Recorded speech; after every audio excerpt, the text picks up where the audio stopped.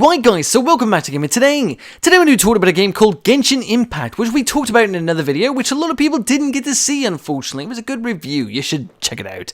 Anyways guys, this video is all about multiplayer and how you can actually play with other people basically online, and also what you need to do to get to that point, which is reach adventure rank 16. But what do you get for all your hard efforts, which do take many multiple hours to actually get to, and you and your friend will both have to reach adventure rank 16 to actually play together.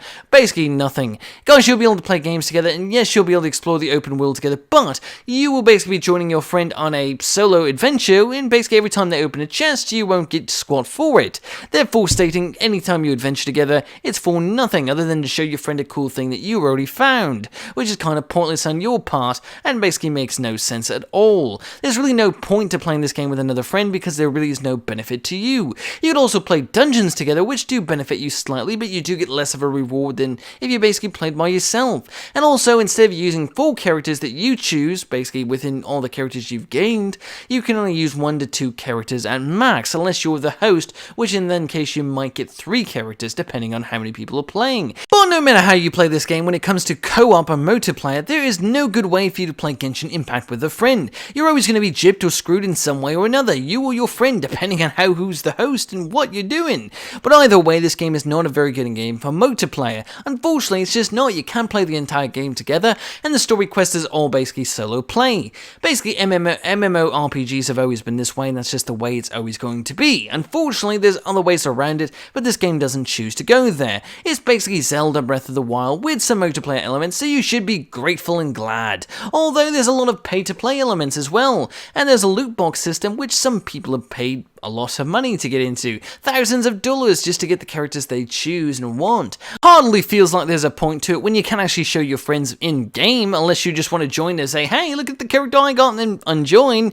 which seems quite pointless, or have them follow you around on your journey like a stalker. There's really no point in playing with your friends. This game is basically a solo experience, and there's nothing wrong with a solo experience, and again, it's just like Zelda Breath of the Wild with a slightly co-op element, and it's really not very much of an element at all. You can basically play with your friends, but not really. At the same time, you have to work your behind off to get to that point, and then again, there's really nothing you could do together. So it's kind of lame and kind of boring, but honestly, this game is great in its own right, as long as you like Zelda Breath of the Wild type elements. If you do, then this game is great, there's no doubt about it. But this game does have a lot of lackluster elements as well, and again, Zelda Breath of the Wild was not a perfect game, neither is this one. This one actually suffers from more things than that one does, because it's more complicated in some elements when it comes to the RPG mechanics. MMORPGs are not games meant to be played with other friends altogether.